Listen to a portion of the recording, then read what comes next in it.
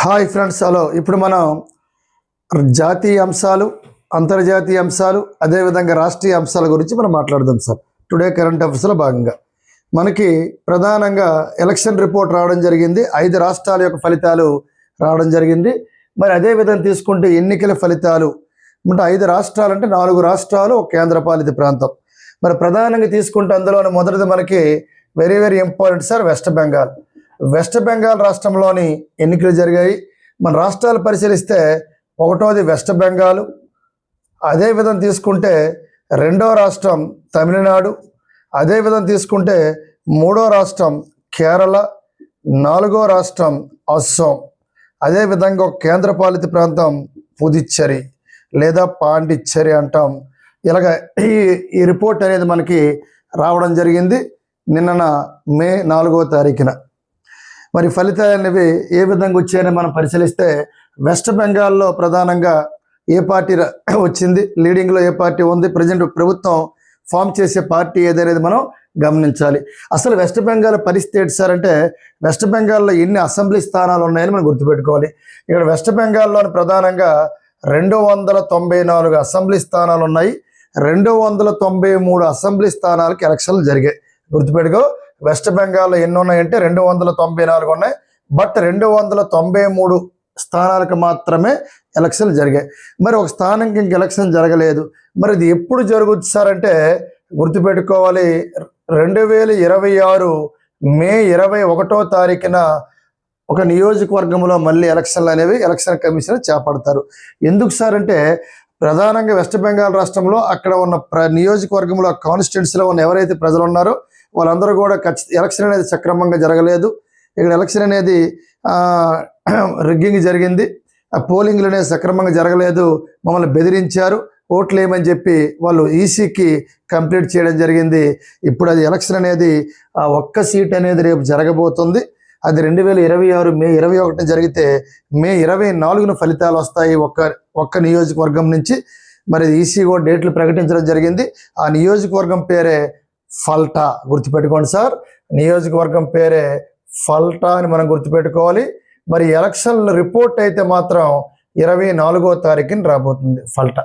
మరి 293 సీట్లకి ఎలక్షన్ జరిగితే BJP present విజేతగా నిలిచింది. ఫస్ట్ టైం బీజేపీ రావడం. మరి అటువంటి బీజేపీ పార్టీకి ఎన్ని సీట్లు వచ్చాయనేది ఒకసారి గమనించాలి. వెస్ట్ బెంగాల్ రాష్ట్రంలోని బీజేపీకి 206 సీట్లు వచ్చేసాయి. మన బాడీలో ఎన్ని ఎముకలు ఉన్నాయో వెస్ట్ బెంగాల్లో అన్ని సీట్లు వచ్చాయి. భారతదేశంలో ఎత్తైన బిఆర్ అంబేద్కర్ విగ్రహం మన విజయవాడలో ఉంది. మరి దాన్ని ఎత్తు ఎంత సార్ అంటే 206 అడుగులు. మరి అలాగే మనం గుర్తుపెట్టుకోవచ్చు, ఎందుకంటే లీడింగ్లో పార్టీ విజేతగా నిలిచింది. ఫస్ట్ టైము ఒక కమ్యూనిస్ట్ ప్రభుత్వాన్ని వ్యతిరేకించి ఒక మమతా బెనర్జీ ఒక 15 years బట్టి వెస్ట్ బెంగాల్ రాష్ట్రానికి ముఖ్యమంత్రిగా ఉన్న మమతాను ప్రజలు వ్యతిరేకించారు, ప్రజలు తిప్పికొట్టారు, బీజేపీకి పట్టాభిషేకాన్ని ఇవ్వడం జరిగింది. అదేవిధంగా తర్వాత మనకి బీజేపీ పార్టీ తర్వాత తృణమూల్ కాంగ్రెస్. ఏ కాంగ్రెస్ అంటే తృణమూల్ కాంగ్రెస్. ఈ పార్టీని స్థాపించింది ఎవరంటే మమతా బెనర్జీ గారు. తృణమూల్ కాంగ్రెస్ అంతే. ప్రధానంగా తీసుకుంటే పూల కుండీల పూల మొక్కలు దీని గుర్తుంది ప్రధానంగా. కాబట్టి తృణమూల్ కాంగ్రెస్ పార్టీ మమతా బెనర్జీ. మరి ఈవిడికి ఎన్ని సీట్లు వచ్చేసారంటే 81 వచ్చాయి.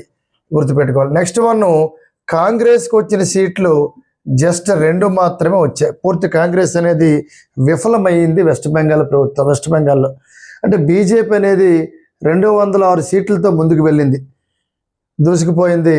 తృణమూల్ కాంగ్రెస్ ఓన్లీ 81తో సరిపెట్టుకోయింది. అదేవిధంగా కాంగ్రెస్ అనేది ఒక నేషనల్ పార్టీ కాంగ్రెస్ ఓన్లీ 2 సీట్లు మాత్రమే వచ్చాయి. అంటే అంతిమ విజేతగా వెస్ట్ బెంగాల్ అని మనం గమనించాలి. అయితే ఇక్కడ మమతా బెనర్జీ ఈ పార్టీ స్థాపకురాలు. తృణమూల్ కాంగ్రెస్ గడ్డి పూలు మొక్కలు ఈ పార్టీ యొక్క గుర్తుపెట్టుకోండి. మరి మమతా బెనర్జీ స్థాపించింది, ఈవిడ ఓడిపోవడం జరిగింది సార్. ఎవరైతే సీఎం అభ్యర్థిగా నిలబడ్డారో, ప్రధాన అభ్యర్థి సీఎం అభ్యర్థిగా ఉంటారు కాబట్టి మరి ఆడ ఎమ్మెల్యే ఎక్కడైతే పోటీ చేశారో ఆ కాన్స్టిట్యున్సీలో బీజేపీ అభ్యర్థి చేతిలో మమతా బెనర్జీ ఓడిపోవడం జరిగింది. గుర్తుపెట్టుకోవాలి, very very important. Trinamool Congress party స్థాపకురాలు. పార్టీ స్థాపించిన తర్వాత వరుసగా 3 సార్లు ముఖ్యమంత్రిగా గెలిచిన మహిళ మమతా బెనర్జీ గారు. చాలా చాలా ఇంపార్టెంట్. వరుసగా 3 అంటే మమతా బెనర్జీ జనరల్గా మనకి ఎన్ని సంవత్సరాలు చేసింది సార్ అంటే 14 సంవత్సరాల 349 రోజులు, అంటే అప్రాక్సిమేట్లీ 15 ఏళ్ళు మమతా బెనర్జీ, అంటే 15 ఇయర్స్ తృణమూల్ కాంగ్రెస్ పార్టీ లీడింగ్లో ఉంది. మరి దానికి ముందు కూడాను మనం మాట్లాడుకుంటే కమ్యూనిస్ట్ మొత్తమును ఈ వెస్ట్ బెంగాల్ ప్రభుత్వంలోని అంతకు ముందు కూడా మనం పరిశీలిస్తే లెఫ్ట్ పాలన ఉండేది. అంటే ఒక 34 సంవత్సరాల వరకు ఈ లెఫ్ట్ పాలన అనేది ఉండేది. అంటే కమ్యూనిస్ట్ పరిపాలన ఉండేది మొత్తం, కేరళ కావచ్చు, వెస్ట్ బెంగాల్ కావచ్చు. మరి తర్వాత మమతా బెనర్జీ ఎప్పుడైతే 1998లో తృణమూల్ కాంగ్రెస్ స్థాపించిందో, 1998లోని ఎప్పుడైతే పార్టీని స్థాపించిందో తృణమూల్ కాంగ్రెస్ను, అప్పటి నుంచి 15 ఏళ్ళు 3 టైమ్స్ వరుసగా ముఖ్యమంత్రి పదవి చేపట్టింది మమతా బెనర్జీ. 15 సంవత్సరాలు ముఖ్యమంత్రి పదవిగా చేపట్టింది, గుర్తుపెట్టుకోవాలి. 1998 అదేవిధంగా తీసుకుని పార్టీ స్థాపించిన తర్వాత ముఖ్యమంత్రి అయిన తర్వాత 15 ఇయర్స్. ఇప్పుడు జనరల్గా మనకి భారతదేశంలోని ఈ మహిళల పరంగా మాట్లాడుకుంటే మన ఇండియాలోని 18 మంది మహిళలు ఇంతవరకు ముఖ్యమంత్రి పదవులు చేపట్టారు. ప్రస్తుతం భారతదేశంలో నిన్నటిదాకా ఇద్దరే ఉన్నారు. ఒకటి మమతా బెనర్జీ, రెండవది ఢిల్లీ ముఖ్యమంత్రి రేఖా గుప్తా, బీజేపీ ఆవిడది. అదే ఇప్పుడు మమతా బెనర్జీ ఓడిపోయింది కాబట్టి భారతదేశంలో ఒకే ఒక మహిళ ముఖ్యమంత్రిగా పనిచేస్తున్నారు ఈ 28 రాష్ట్రాల్లో. ఆవిడే ఎవరు సార్ అంటే రేఖా గుప్తా. ఈవిడ ఢిల్లీ సీఎంగా ఉన్నారని మనం గుర్తుపెట్టుకోవాలి. ఢిల్లీ ముఖ్యమంత్రిగా పనిచేసింది ఎవరంటే రేఖా గుప్తా.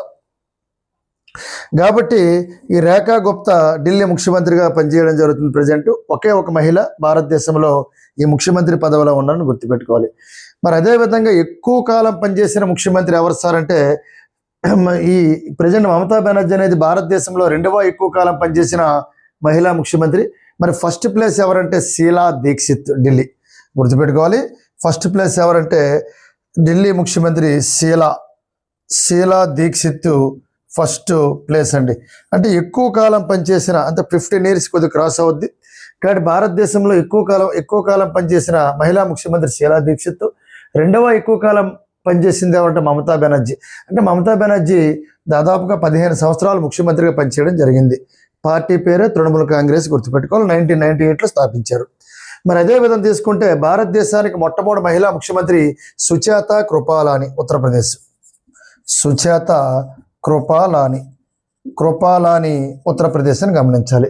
భారతదేశానికి మొట్టమొదటి మహిళా ముఖ్యమంత్రి ఎవరు? సుచేత కృపాలాని. భారతదేశంలో ఎక్కువ కాలం పనిచేసిన మహిళ ఎవరంటే షీలా దీక్షిత్, ఢిల్లీ ముఖ్యమంత్రిగా పనిచేశారు. అదేవిధంగా తీసుకుంటే భారతదేశానికి ప్రధానంగా 2వ ఎక్కువ కాలం పనిచేసిన ముఖ్యమంత్రి ఎవరంటే ఈరోజు ఓడిపోయింది ఎలక్షన్లో ఈవిడ మమతా బెనర్జీ గారు. అదేవిధంగా తీసుకుంటే ప్రజెంట్ భారతదేశంలోనే ఒకే ఒక మహిళా ముఖ్యమంత్రి సేవలు అందించడం జరుగుతుంది. ఆవిడ ఎవరంటే రేఖా గుప్తాని గుర్తుపెట్టుకో.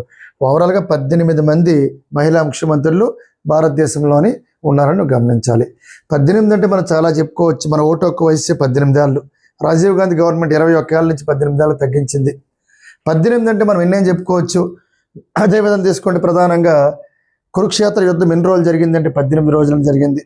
అదేవిధంగా తీసుకుంటే 18 మీద మా ప్రజెంట్ భారతదేశంలో బయోస్పియర్లు ఏంటంటే 18. ప్రజెంట్ భారతదేశంలో రైల్వే జోన్లు ఎన్ని ఉన్నాయంటే 18. భారతంలో పర్వాల సంఖ్య ఏంటంటే 18. ఆవర్తన పట్టికలో 18వ మూలకం ఏదంటే ఆర్గాన్ అనే జడవాయువు. ఇలాగ మనం చెప్పుకుంటే 18 మీద ఎన్నేం చెప్పచ్చు, 20-30 బిట్లు చెప్పచ్చు సార్. కాబట్టి మనకు కావాల్సింది కరెంట్ డేటా. కాబట్టి బీజేపీ పార్టీ లీడింగ్లోకి వచ్చింది ఫస్ట్ టైం. ఎందుకంటే మమతా బెనర్జీ 15 ఇయర్స్ ముఖ్యమంత్రిగా చేయడం జరిగింది. నీర్లీ మమతా బెనర్జీని ఆ కంచు కోటని అసలు బీజేపీ అనేది లేదు అక్కడ. కమ్యూనిస్టు ప్రభుత్వం, తర్వాత తృణమూల్ కాంగ్రెస్, ఈ లెఫ్ట్ పాలన మొత్తం ఉండేది. కేరళ కావచ్చు, అసలు పూర్తిగా రానివ్వరు ఈ అసలు కాంగ్రెస్ని కానీ బీజేపీని కానీ. అటువంటి ప్రదేశంలో బీజేపీ 206 సీట్లతో విజయకేతనాన్ని జెండా ఎగరవేయడం జరిగింది. వెస్ట్ బెంగాల్ చరిత్రలోని ఫస్ట్ టైము బీజేపీ పార్టీ 1980లో స్థాపించారు ఎల్కే అద్వానీ గారు. అదేవిధంగా అటల్ బిహారీ వాజ్పేయి స్థాపించి అతి వేగంలోని ఫామ్లోకి రావడం జరిగింది. జనరల్ తీసుకుంటే బీజేపీ పార్టీ విస్తరిస్తుంది మొత్తం. దాదాపుగా అన్ని పార్టీల కూటమితో కలుపుకుంటే బీజేపీ పార్టీ ప్రధానంగా తీసుకుంటే బీజేపీ 15 రాష్ట్రాల్లోని స్వతసిద్ధంగా ప్రజెంట్ రన్నింగ్లో ఉంది. అంటే ఓన్గా ఏ పార్టీతో పొత్తు లేకుండా ఎన్డీఏ కూటమి అనుకుంటా సింగిల్గా బీజేపీ అనే పేరుతో భారతీయ జనతా పార్టీ 15 రాష్ట్రాల్లో స్వతసిద్ధంగా వాళ్ళు సింబల్తో గెలుపొంది లీడింగ్లో ఉన్నారు. ప్రజెంట్ అడ్మినిస్ట్రేట్ చేస్తున్నారు. మరి రిమైనింగ్ ఇప్పుడు ఆంధ్రప్రదేశ్ తీసుకుంటే జనసేన, టీడీపీ అండ్ బీజేపీ, దీన్ని ఎన్డీఏ కూటమి అంటాం. అటువంటి కూటమి ప్రభుత్వాలు అన్నీ కలుపుకుంటే 21 రాష్ట్రాల్లోని ప్రజెంట్ బీజేపీనే ఉంది సార్. Next target Karnataka. ఎందుకంటే సిద్ధరామయ్య ఇక్కడ కర్ణాటక ముఖ్యమంత్రిగా ఉన్నారు, మరి కాంగ్రెస్ ఉంది. Next main Hyderabad sir, Telangana Revanth Reddy ఆయన తెగ్గొట్టడానికి కూడా ప్రయత్నాలు జరుగుతున్నాయి.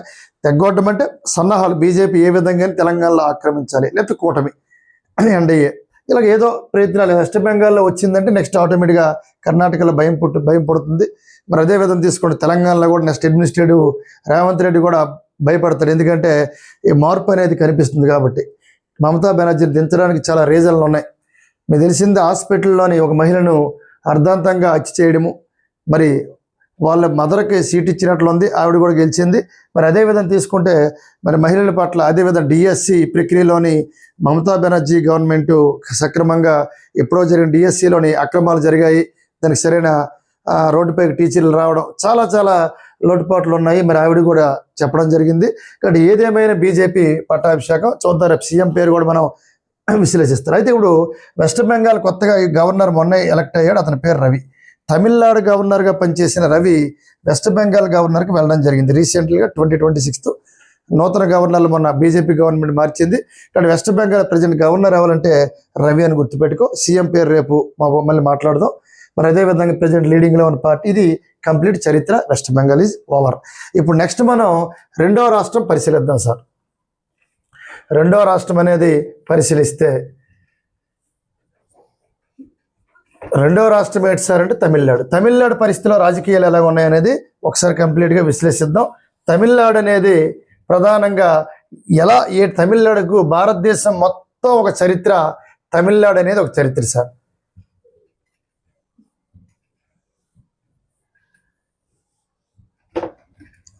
అయితే ఒకసారి దీనికి ముందు మీకు ఒక నిమిషం, జనరల్గా మనకి వెస్ట్ బెంగాల్ ఎన్ని సీట్లు ఉన్నాయని మీరు చెప్పారు. వెస్ట్ బెంగాల్లోని 294, జస్ట్ 293కు మాత్రమే ఎలక్షన్లు అనేవి జరిగాయి.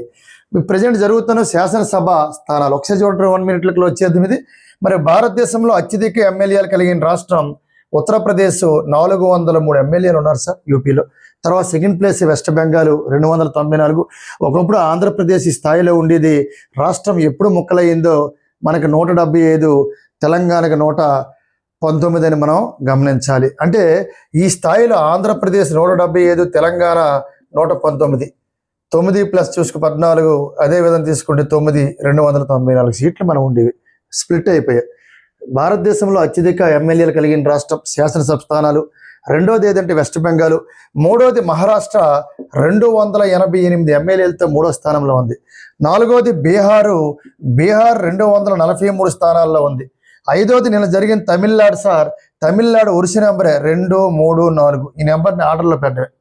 తర్వాత ఆరోది మధ్యప్రదేశ్ 230 ఎమ్మెల్యేలు ఉన్నారు, శాసనసభ స్థానాలు. తర్వాత తీసుకుంటే కర్ణాటక 224 ఎమ్మెల్యేలు ఉన్నారు. తర్వాత చూసుకుంటే రాజస్థాను ఎగ్జాక్ట్లీ 200 ఎమ్మెల్యేలు రాజస్థాన్లో ఉన్నారు. తర్వాత తీసుకుంటే రాజస్థాన్ తర్వాత నెక్స్ట్ మనకి 182తో నరేంద్ర మోడీ స్టేట్ అయిన గుజరాత్లోని 182 ఎమ్మెల్యేలు ఉన్నారు. తర్వాత సార్ మన ఆంధ్రప్రదేశ్, ఇది మన పరిస్థితి 175 ఆంధ్రప్రదేశ్. దీని తర్వాత ఒడిస్సా తీసుకుంటే ప్రధానంగా 147. ఈరోజు ఎలక్షన్లు జరుగుతున్న కేరళ తీసుకుంటే కేరళ ఎన్నిసారంటే 140. కేరళలో ఎమ్మెల్యేలు ఎన్ని 140. దీని తర్వాత అగైన్ మళ్ళీ ఎలక్షన్ గురించి మాట్లాడుతున్నాం కాబట్టి అస్సాం 126 ఎమ్మెల్యేలు. చూడండి ఇక్కడ అస్సాం గురించి మాట్లాడితే ఇందులో 126 అండి ఈ ప్లేస్. కేరళ తీసుకుంటే 140 అండి ఎమ్మెల్యేలు. అదేవిధంగా తీసుకుంటే ఇక్కడ మళ్ళీ ఎలక్షన్లు జరిగిన రాష్ట్రం తమిళనాడు 234. అదేవిధంగా వెస్ట్ బెంగాల్ 294, బట్ 293 స్థానాలకే పోలింగ్ జరిగింది. అదేవిధంగా ఫల్టా అనే నియోజకవర్గం త్వరలో May 21 జరగబోతుంది. మరి నెక్స్ట్ వన్ పుదుచ్చేరి, జస్ట్ 30 ఎమ్మెల్యేలే. ఇది ప్రధానంగా ఇలా చెప్పుకుంటే లిస్ట్ అవ్వడం మొత్తం పాలిటీలు అన్నీ చెప్పుకోవచ్చు. బట్ మన ఎలక్షన్ రిపోర్ట్ గురించి మాట్లాడుతాను, కరెంట్ డేటా మాత్రమే మనం చెప్పుకోవాలి. ఇప్పుడు ప్రధానంగా మనం మాట్లాడుకుంటే దీని ప్రధానంగా నెక్స్ట్ మనం మాట్లాడుకున్న రాష్ట్రం ఏంటి సార్ అంటే తమిళనాడు. తమిళనాడు చరిత్ర ఒకసారి చూడండి సార్, ఒక అద్భుతం. తమిళనాడు రాష్ట్రం అనగానే మనం గుర్తుపెట్టుకోవాలి, తమిళనాడులోని రెండు పార్టీలు సార్. ఒకటోది డిఎంకే, రెండవది ఏఐఏడిఎంకే. ఈ రెండు పార్టీలే ఎప్పుడూ ఉంటాయి. ఆంధ్రప్రదేశ్ రాష్ట్రంలో తెలుగుదేశం వైసీపీ ఎలాగో తమిళనాడు రాష్ట్రంలోని రెండు పార్టీలు. డిఎంకే అంటే ద్రావిడ మున్నట్ర కజకం. దీన్ని 1949లో స్థాపించారు. దీని గుర్తు రైజింగ్ సన్ అంటే ఉదయిస్తున్న సూర్యుడు. దీన్ని స్థాపించింది ఎవరంటే సిఎన్ అన్నాదురై. మనం సిఎన్ అన్నాదురై అనగానే తమిళనాడు మొట్టమొదటి ముఖ్యమంత్రిగా మనం చెప్పుకోవచ్చు. సిఎన్ అన్నాదురై ఇంటర్నేషనల్ ఎయిర్పోర్టు ఎక్కడ ఉందండి? చెన్నైలో ఉంది. దాన్ని చెన్నై ఇంటర్నేషనల్ ఎయిర్పోర్ట్గా మనం చెప్పుకోవచ్చు. ఇంకోటి చూసుకో, అన్నాడీఎంకే పార్టీని 1972లో స్థాపించారు.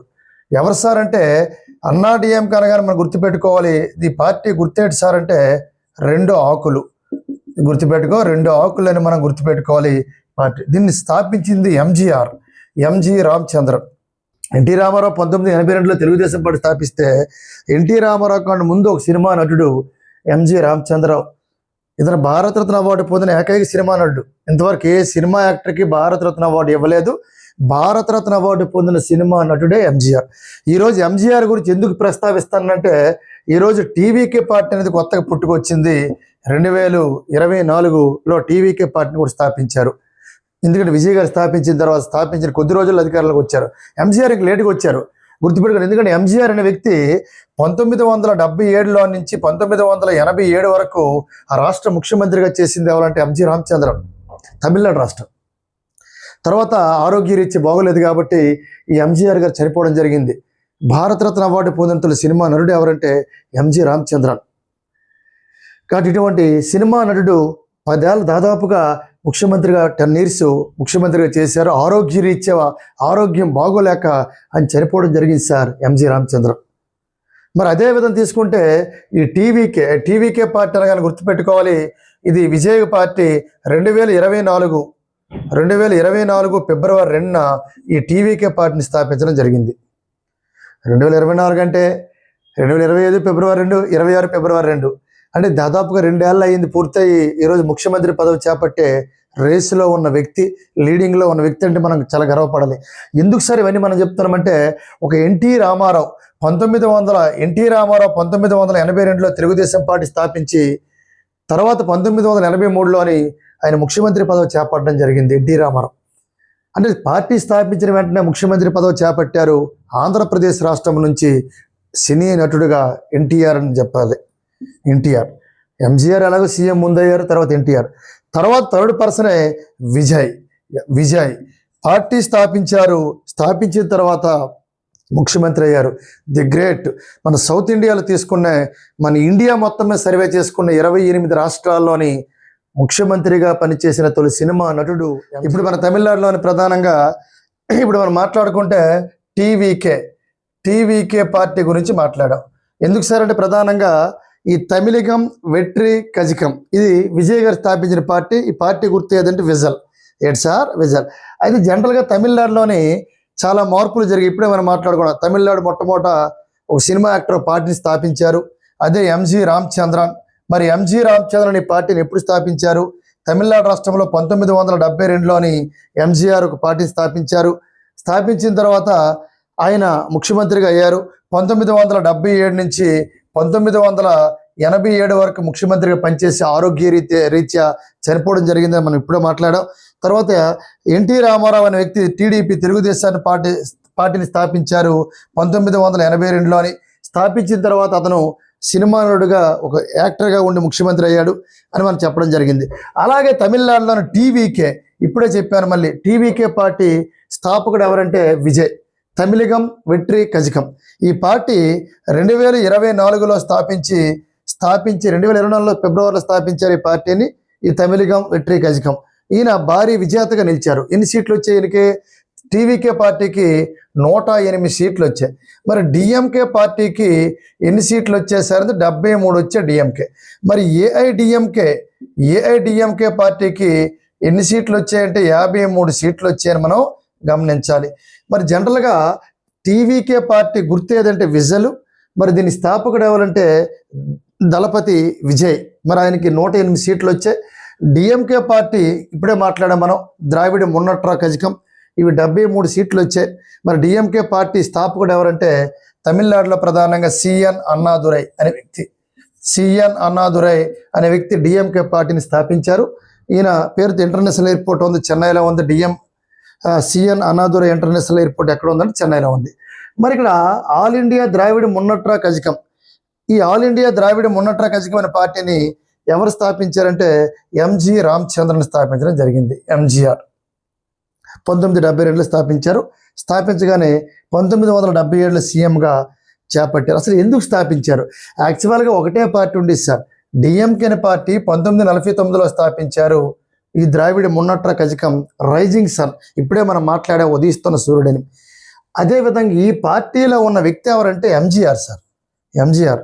మరి వాళ్ళకి గొడవలు రావడం, మనస్పర్ధలు రావడం వల్ల డిఎంకే పార్టీలో ఉన్న ఒక సినిమా యాక్టర్, ఒక సినిమా డైరెక్టర్, ఒక సినిమాలో నటించిన ఒక అద్భుతమైన అన్ని క్యారెక్టర్లు చేసిన వ్యక్తి, నటుడు, దర్శకుడు, రైటరు, అన్ని యాంగిల్లో మనం చూడొచ్చు, అతనే ఎంజి రామచంద్రన్. ఇందులోని విమడలేక బయటకు వచ్చి పార్టీ పెట్టారు. అదే ఆల్ ఇండియా ద్రావిడ మున్నట్రా కజకం. పెట్టిన తర్వాత వెంటనే సీఎం అయిపోలేదు సార్. 72లో పార్టీ పెట్టిన తర్వాత 1977లోని సీఎం అయ్యి 1987 వరకు చేశారు. ఇతనికి భారతరత్న అవార్డు కూడా వచ్చింది. ఒక సినిమా యాక్టరు ముఖ్యమంత్రి అయ్యారు. భారతదేశంలో మొట్టమొదటిసారిగా ఒక సినిమా యాక్టరు ముఖ్యమంత్రి అవ్వడం ఇదే మొదటిసారి. తర్వాత ఎన్టీ రామారావు టీడీపీ పెట్టి తర్వాత రూలింగ్లోకి వచ్చి రెండవ సినిమా యాక్టరు, సినిమా నటుడు ముఖ్యమంత్రి పదవి చేపట్టారు. తర్వాత పార్టీ ఎన్టీ రామారావు గారు పార్టీ 82లో పెడితే ఏ విధంగా 83లో అధికారంలోకి వచ్చారో యాజ్ ఇట్ ఈజ్గా దూసుకుపోయారు దళపతి విజయ్. తమిళగం వెట్రి కజకం అనే పార్టీ పెట్టి విజల గుర్తు దానికి ఎలక్షన్ కమిషనర్ ఇవ్వడం జరిగింది. 2024 ఫిబ్రవరిలో పార్టీ పెడితే రెండేళ్ళు అయింది పార్టీ పెట్టి. ఈరోజు ఆయన ముఖ్యమంత్రి పదవి. ఎందుకంటే ఎక్కువ మెజార్టీ రావడం జరిగింది, 108. అయితే మెజార్టీ వచ్చింది, బట్ సంపూర్ణ మెజార్టీ రాలేదు. ఎందుకంటే ఇక్కడ ఆల్రెడీ చూడు, మనం గమనిస్తే 234 ఉన్నాయి తమిళనాడుకి ఎమ్మెల్యే సీట్లు. బై 2 చేస్తే 2 1 జా, మళ్ళీ 2 1 జా, అదేవిధంగా 2 7 జా, అంటే 234లో సగం ఎంత, 117 ప్లస్ 1, ఇన్ని సీట్లు వస్తే అతను సీఎం అవుతాడు. మరి 118 రాలేదు విజయ్కి, 108 వచ్చాయి. ఆయన 2 స్థానాల్లో పోటీ చేశారు. ఇంకా రిమైనింగ్ 10 సీట్లు లేదా 11 సీట్లు కావాలి 118కి. కావాలంటే అపోజిషన్ పార్టీలు చాలా ఉన్నాయి. డిఎంకే నుంచి రాకపోయినా పర్వాలేదు, అన్నా డిఎంకే నుంచి రాకపోయినా పర్వాలేదు, కానీ వచ్చే మంత్రాలు జరుగుతున్నాయి. రాహుల్ గాంధీ గారు ఒకవైపు విజయ్కి ఫోన్ చేయడం, దళపతి విజయ్కి, ఆయనతో మాట్లాడి అన్నా డిఎంకే కార్యకర్తలతో లేదా అన్నా డిఎంకే లీడింగ్లో ఉన్న వ్యక్తులతో మాట్లాడడం, ఇవన్నీ జరుగుతున్నాయి. పోనీ ఇవన్నీ ఒక ఎత్తు. చిన్న చిన్న పార్టీలకి ఒక పార్టీకి 2 సీట్లు, ఒక పార్టీకి 2, ఒక పార్టీకి 2, ఒక పార్టీకి 1. చిన్న చిన్న పార్టీలకి 2 సీట్లు, ఒక్కొక్క సీట్ రావడం జరిగింది. సరే, ఇవన్నీ కలిసినా సరే విజయ్ సీఎంగా పదవి చేపట్టే అవకాశాలు 100కి 1000% ఉన్నాయని మనం చెప్పుకోవచ్చు. సీఎం ఆయనే, బట్ వీళ్ళు రావక్కర్లేదు. చిన్న చిన్న పార్టీల్లో వచ్చిన వ్యక్తులు వాళ్ళు చేరిపోవచ్చు, మీకు మినిస్టర్ పదవి ఇస్తాను, లేకపోతే మీకు సోర్సెస్ ఎక్కువ చూపిస్తారంటే వాళ్ళందరూ పరిగెట్టాలి. రాత్రి రావడం జరిగింది. రిజల్ట్ వచ్చిన నైటే విజయ్ గారికి ఇంటి చుట్టూ ఈ ఎమ్మెల్యేలందరూ రహస్య మీటింగ్లు చాలా జరుగుతాయి తమిళనాడులోని. తమిళనాడు రాజకీయాలు ఎలాగ ఉంటుంది సార్ అంటే ఒక అద్భుతం. ఇండియా మొత్తం ఒక ఎత్తు, తమిళనాడు ఒక ఎత్తు. ఎందుకంటే తమిళనాడు మొత్తం నువ్వు సర్వే చేసుకో, చరిత్ర మొత్తం ఒకసారి తవ్వి తీస్తే అయితే డిఎంకే లేకపోతే అన్నా డిఎంకే, వరుస అయితే రాదు ఏ పార్టీ కూడా గుర్తుపెట్టుకో. డిఎంకే వచ్చిన తర్వాత అన్నా డిఎంకే వస్తే మళ్ళీ డిఎంకే, మళ్ళీ అన్నా డిఎంకే, మళ్ళీ డిఎంకే, ఇదే సిస్టమ్ తమిళనాడులో. బట్ ఒకసారి జయలలిత గారు ట్రాక్ని బ్రేక్ చేశారు. జయలలిత గారు అన్నా డిఎంకే పార్టీలో ఉన్న వ్యక్తి, డిఎంకే పోటీకి ఢీకొట్టారు. 5 years ముఖ్యమంత్రిగా చేసిన జయలలిత అగైన్ మళ్ళీ సీఎంగా అయ్యారు. కారణం పథకాలు, సెంటర్ ఆఫ్ అట్రాక్షన్ స్కీమ్స్. ఆవిడ పెట్టిన స్కీమ్స్ అయితే బేబీ టూల్ కిట్ అని ఫ్రీ స్కీమ్స్ విపరీతంగా పెట్టింది. అసలు ఫ్రీ స్కీమ్స్ పెట్టడమే దౌర్భాగ్యం భారతదేశంలోని. ఎందుకంటే ఈరోజు పరిస్థితి చెప్తుంటే, ఈరోజు విజయ్ దళపతి ఇప్పుడు చిన్న 51 ఏళ్ళ 51 years ఒక సినిమా యాక్టర్, ఎంజీఆర్ ఒక సినిమా యాక్టర్, తర్వాత ఎన్టీఆర్ ఒక సినిమా యాక్టర్, మూడో సినిమా యాక్టర్ ఒక సీఎంగా అవ్వడం మనం గర్విస్తున్నాం. చాలా సంతోషమే. మన భారతదేశంలో ఒక సినిమా నటుడు అయ్యారంటే మనం చాలా గర్వపడవచ్చు. కానీ ఇక్కడ దళపతి పెట్టిన స్కీమ్స్ ఏ విధంగా అమలు చేస్తారనేదే ఒక ఉత్కంఠ పరిస్థితి తమిళనాడు రాష్ట్రంలో. ఎందుకు సార్ అంటే ప్రతి మహిళకి 8 గ్రాముల బంగారం అనేది ఇవ్వడం, అదేవిధంగా ఒక పట్టు చీర అనడం, లేకపోతే రైతు రుణమాఫీ 5 ఎకరాల లోపు అనడం, ఇటువంటి స్కీమ్స్ ఎంతవరకు ముందుకు వెళ్తాయి? ఎందుకు సార్ మాట్లాడుతుందంటే నెక్స్ట్ టీవీకే పార్టీ రూలింగ్లోకి వస్తుందా నెక్స్ట్ ఎలక్షన్లో కంటే చెప్పలేని పరిస్థితి తమిళనాడు రాష్ట్రంలో. తమిళ రాజకీయాలు వేరు, 27 రాష్ట్రాల రాజకీయాలు వేరు. తమిళ రాజకీయాల్లో పెను మార్పులు జరుగుతాయి, పెను సంచలనం జరుగుద్ది. టీవీకే పార్టీ రూలింగ్లోకి రాదు అంటే ఒకే ఒక రిపోర్టరు జగన్మోహన్ రెడ్డికి ఏ విధంగా రిపోర్టర్ ఇచ్చాడో ఆయన ఇచ్చాడు, అక్కడ అదే విధంగా గెలిచింది. ఇక్కడ ఎగ్జిట్ పోల్స్ అన్ని తిప్పి కొట్టింది సార్. అది గుర్తుపెట్టుకో. తమిళనాడులోని డిఎంకే లేకపోతే అన్నా డిఎంకే అన్నారు, డిఎంకే లేదు, అన్నా డిఎంకే లేదు. నిన్న కాక మొన్న ఒక యువ హీరో, ఒక యంగ్ స్టార్, తమిళంలో యూత్ని అట్రాక్ట్ చేసుకున్న వ్యక్తి, తమిళనాడులో ఉన్న మహిళలు కావచ్చు, యూత్ కావచ్చు, ఎన్నో పరిమాణాలు ఎదుర్కొన్నాడు. ఒక పక్క విడాకుల విషయం, ఒక పక్క ఆయన మీటింగ్లో కొన్ని లక్షల మంది వస్తే, ఒక చిరంజీవికి వచ్చినట్లు లక్షల్లో వస్తే చనిపోయారు. దాని మీద కేసులు పెట్టడం. అయినప్పటికీ కూడా తమిళ ప్రజలు ఇష్టపడ్డారు, ఓట్లు వేశారు, గెలిపించారు, మార్పు తీసుకొచ్చారు. మరి నెక్స్ట్ ఎలక్షన్లో ఎలాగ ఉంటుందని ఎవరికి తెలియదు. బట్ ఈయన మళ్ళీ అద్భుతంగా ఆయన చేసిన స్కీమ్స్ అద్భుతంగా పరిపాలిస్తే ఖచ్చితంగా ఆయనే మళ్ళీ సీఎం అవుతాడు సార్. జయలలిత అయినప్పుడు ఎందుకు అవ్వలేరు? మార్పు అనేది పథకాలు ఇంప్లిమెంటేషన్ అడ్మినిస్ట్రేటివ్ మీద డిపెండ్ అయి ఉంటుంది. కాబట్టి ఓకే, ఇది తమిళనాడు యొక్క కంప్లీట్ చరిత్ర మనం గుర్తుపెట్టుకోవాలి. గాడి గుర్తుపెట్టుకో. టీవీకే పార్టీ గుర్తేదండి vision. Present next Thalapathy Vijay మనకి తమిళనాడు రాష్ట్రానికి ముఖ్యమంత్రిగా రాబోతున్నారు. మరి తమిళనాడుకి ప్రజెంట్ గవర్నర్ ఎవరు సార్ అంటే రాజేంద్ర విశ్వనాథ్ ఆర్లేకర్. గుర్తుపెట్టుకోవాలి. ఎవరంటే రాజేంద్ర. తమిళనాడు గవర్నర్ ఎవరంటే రాజేంద్ర విశ్వనాథ్ ఆర్లేకరు తమిళనాడు గవర్నర్. అసలు గవర్నరు తమిళనాడుకి కాదు సార్, ఒరిజినల్గా అయితే కేరళ గవర్నర్ ఎవరంటే రాజేంద్ర విశ్వనాథ్ ఆర్లేకర్. అదనపు బాధ్యతలు తమిళనాడు రాష్ట్రానికి చేపడుతున్నారు ఈ రాజేంద్ర విశ్వనాథ్ ఆర్లేకర్ని గుర్తుపెట్టుకోవాలి. అదనపు బాధ్యతలు తమిళనాడుకి చేపడుతున్నారు. కేరళ గవర్నర్ ఇతను, అదనపు బాధ్యతలు తమిళనాడు రాష్ట్రానికి చేపడుతున్నారు. గుర్తుపెట్టుకో, రాజేంద్ర విశ్వనాథ్ ఆర్లేకర్. మరి అదే విధంగా మనం గుర్తుపెట్టుకుంటే ఇది తమిళనాడు పరిస్థితి. నెక్స్ట్ మనకు కావాల్సింది తమిళనాడు ఈజ్ ఓవర్. తమిళనాడు తర్వాత కేరళ రాష్ట్రం సార్. కేరళని ఎలా పిలుస్తున్నారంటే ప్రజెంట్ కేరళ అని పిలుస్తున్నారు. ఆర్టికల్ 3 ప్రకారం, ఇండియన్ కాన్స్టిట్యూషన్లో ఆర్టికల్ 3 ప్రకారం ఒక రాష్ట్రం యొక్క పేరుని మార్చుకోవచ్చు. షెడ్యూల్ 1లో పేర్కోవడం జరిగింది. అందుకే ప్రజెంట్ కేరళ అన్నారు. ఈ కేరళలో ప్రధాన కమ్యూనిస్ట్ ప్రభుత్వం అనేది రూలింగ్లో ఉండడం ఉంది ప్రజెంట్. కాబట్టి ఈ కేరళలో ప్రధాన గుర్తుపెట్టుకుంటే ఒకటి సార్, ఫస్ట్ వన్ మనకి కేరళ అనగానే యూడిఎఫ్. ఈ యూడిఎఫ్కి 102 సీట్లు వచ్చాయి. రెండోది తీసుకుంటే ఎల్డిఎఫ్. ఈ ఎల్డిఎఫ్కి ఎన్ని వచ్చేసారంటే ఎల్డిఎఫ్కి ప్రధానం తీసుకుంటే 35 వచ్చాయి. మూడోది తీసుకుంటే ఎన్డిఏ మన కూటమి, దీనికి 3 వచ్చాయి. కాబట్టి యునైటెడ్ డెమోక్రటిక్ ఫ్రంట్ అంటాం సార్. ఇది United democratic front, left democratic front అంటాం సార్. గుర్తుపెట్టుకో. ఇది ఏంటి సార్ అంటే యునైటెడ్ డెమోక్రటిక్ ఫ్రంట్ అని పేరుతో పిలుస్తారు ఈ పార్టీ. దీని అబ్రివేషన్ ఇది లెఫ్ట్ డెమోక్రటిక్ ఫ్రంట్ అని పిలుస్తాం. యాక్చువల్గా ఎల్డిఎఫ్కి చెందిన వ్యక్తి ఎవరంటే ప్రజెంట్ కేరళ ముఖ్యమంత్రిగా ఉన్న పెనయార విజయన్, పి విజయన్ అంటాం. పి విజయన్ ఇతను గెలిచాడు సార్, విజేతగా నిలిచాడు, ముఖ్యమంత్రి అభ్యర్థి గెలిచాడు, భారీ మెజార్టీతో గెలిచాడు. బట్ పార్టీ ఓడిపోయింది. ముఖ్యమంత్రి అభ్యర్థి స్టాలిన్ అనే వ్యక్తి నిలబడి ఓడిపోవడం జరిగింది. మమతా బెనర్జీ నిలబడి ఓడిపోవడం జరిగింది ముఖ్యమంత్రి అభ్యర్థులు. ఇక్కడ పి విజయన్ అనే వ్యక్తి గెలవడం జరిగింది ఎల్డిఎఫ్ పార్టీ నుంచి. కానీ పార్టీ అంటే మనకు కావాల్సిన మెజార్టీ రాలేదు. ఎందుకు సార్ అంటే 140 అన్నాను, సగం రావాలి. సగం అంటే 70 రావాలి ముఖ్యమంత్రి అవ్వాలంటే. 70కి ఒకటి కలిపితే అతను ముఖ్యమంత్రి అవుతాడు. సగం అంటే ఈక్వల్కి ఒకటి కలిపితే కదా విన్నరు, విజేత. 71 రావాలి కేరళకు. కానీ 71 ఎక్కడ సార్, 35 వచ్చే సగం. కానీ ఇక్కడ కూడా ప్రజెంట్ యూడిఎఫ్ అంటే యునైటెడ్ డెమోక్రటిక్ ఫ్రంట్ అనే పార్టీ అధికారం చేపట్టనున్నది కేరళ. ప్రజెంట్ కేరళంగా పిలుస్తారని మనం గుర్తుపెట్టుకోవాలి. యునైటెడ్ డెమోక్రటిక్ ఫ్రంట్, అదేవిధంగా లెఫ్ట్ డెమోక్రటిక్ ఫ్రంట్ అని గుర్తుపెట్టుకోవాలి పార్టీ నేములు. ఇది కేరళ యొక్క చరిత్ర. కేరళ గవర్నర్ ఎవరంటే రాజేంద్ర విశ్వనాథ్ ఆర్లేకర్ అని మనం గుర్తుపెట్టుకోవాల్సిన అవసరం ఉంది. ఇప్పుడు నెక్స్ట్ రిపోర్ట్ పరంగా మాట్లాడుకుంటే అస్సాం. మరి అస్సాంలో ఎన్ని సీట్లు ఉన్నాయి? అస్సాంలోని 126 సీట్లు అని ఇప్పుడు లిస్ట్ మొత్తం మీద చెప్పడం జరిగింది. అస్సాం అంటే గుర్తుపెట్టుకో హ్యాట్రిక్ విజయం బీజేపీ అనేది వరుసగా అది 3వసారి అస్సాంలోని. హేమంత్ బిశ్వ శర్మ అనే వ్యక్తి అస్సాం ముఖ్యమంత్రిగా మళ్ళీ 3వసారి ప్రమాణ స్వీకారం చేయనున్నారు. ఎందుకంటే ఇక్కడ లీడింగ్ అంట బీజేపీ సార్.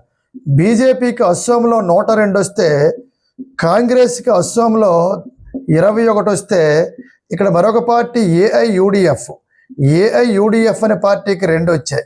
కాబట్టి ఇది అస్సాం యొక్క చరిత్ర. అంటే బీజేపీ లీడింగ్లో ఉందటి. సగం సీట్లు రావాలి, సగం కంటే ఎక్కువ మ్యాజిక్ ఫిగర్ దాటి వచ్చాయి. కాబట్టి అస్సాం ముఖ్యమంత్రి ఎవరు సార్ అంటే హేమంత్ బిశ్వ శర్మ. గుర్తుపెట్టుకోవాలి, అస్సాం ముఖ్యమంత్రి ఎవరంటే హేమంత్ బిశ్వ శర్మ.